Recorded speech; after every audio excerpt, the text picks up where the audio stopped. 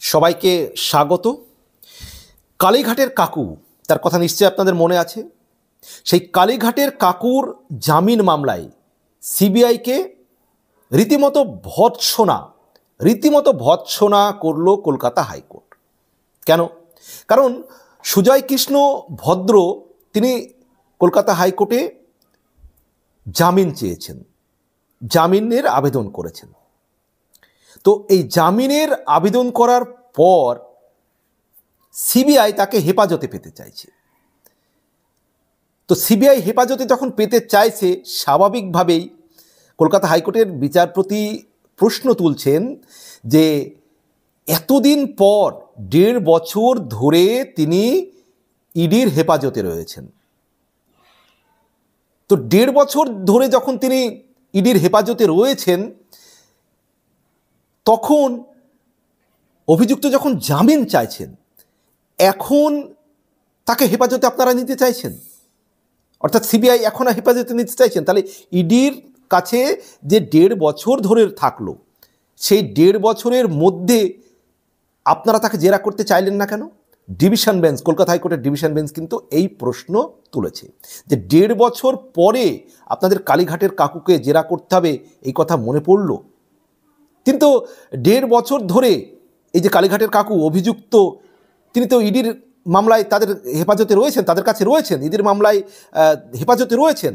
তাহলে এখন কি এমন হলো যে সিবিআইকে তার জামিনের বাধা দিতে হচ্ছে, তাকে হেফাজতে চাইতে হচ্ছে? কারণ সিবিআই আবার যুক্তি দেখাচ্ছে। তাদের যুক্তি কি? যে না, তিনি বিভিন্ন সময় হাসপাতালে ভর্তি ছিলেন, তাই তাকে হেফাজতে নেওয়া যায়নি। তো এই অবস্থায় তিনি কি আগাম জামিনের মামলা করতে পারেন? সিবিআই আবার এই প্রশ্ন তুলেছেন যে তাকে যেহেতু বিভিন্ন সময় তিনি কালীঘাটের কাকু হাসপাতালে ভর্তি ছিলেন এবং অভিযুক্তকে আগেই শোন অ্যারেস্ট করা হয়েছে, তো যেহেতু শোন অ্যারেস্ট করা হয়েছে, তাকে হেফাজতে নেওয়া হয়নি, কারণ তিনি বিভিন্ন সময় হাসপাতালে ভর্তি ছিলেন, তাই তাকে হেফাজতে নেওয়া হয়নি। যার ফলে তারা বলতে চাইছে যে সিবিআই যে তাকে হেফাজতে যেহেতু নেওয়া হয়নি, বিভিন্ন সময় হাসপাতালে ভর্তি ছিলেন, কিন্তু তাকে শোন অ্যারেস্ট করা হয়েছে আগেই, তাই তাকে হেফাজতে চাওয়া হচ্ছে। আর হাইকোর্টের বিচারপতিরা কি বলছেন, ডিভিশন বেঞ্চ, যে 1.5 বছর ধরে ইডির মামলায় ইডির হেফাজতে থাকলো, আর আপনারা সিবিআই এতদিন তাকে জেরা করলেন না, এখন তিনি জামিন চাইছেন, তাই তাকে আপনারা হেফাজতে চাইছেন। যদিও সুজয় কৃষ্ণের মানে ভদ্রের যে আইনজীবী তার পাল্টা যুক্তি দিয়েছেন যে তাদের বক্তব্য হচ্ছে, তাদের কথা হচ্ছে যে তাদের বক্তব্য জানানোর সুযোগ দেওয়া হোক, তাদের বক্তব্য জানানোর সুযোগ দেওয়া হোক, যে তাকে জামিন দেওয়া হবে কিনা তাদের বক্তব্য জানানোর সুযোগ দেওয়া হোক। যার ফলে এই মামলাটি উঠেছিল বৃহস্পতিবার, আবার কিন্তু আমি যখন এই ভিডিওটি করছি অর্থাৎ আজ শুক্রবার, এই শুক্রবার কিন্তু আবার শুনানি হবে। এবং সুজয় কৃষ্ণ ভদ্রের যিনি আইনজীবী, সেই আইনজীবী যেহেতু তাদের বক্তব্য জানানোর জন্য সুযোগ চেয়েছেন, সময় চেয়েছেন, শুক্রবার শুনানি হবে।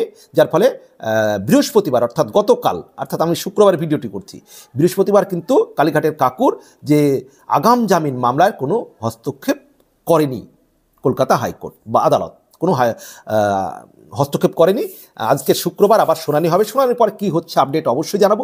কিন্তু প্রশ্ন উঠছে যে এই যে সিবিআই ইডি যেভাবে তদন্ত করছে, এ নিয়ে কিন্তু বিভিন্ন মহল, রাজনৈতিক বিশেষজ্ঞরা বলুন, তারপরে বিভিন্ন টকশোয়ে বলুন, সিবিআই ইডির তদন্ত প্রক্রিয়া নিয়ে, পদ্ধতি নিয়ে বিভিন্ন প্রশ্ন কিন্তু উঠছে।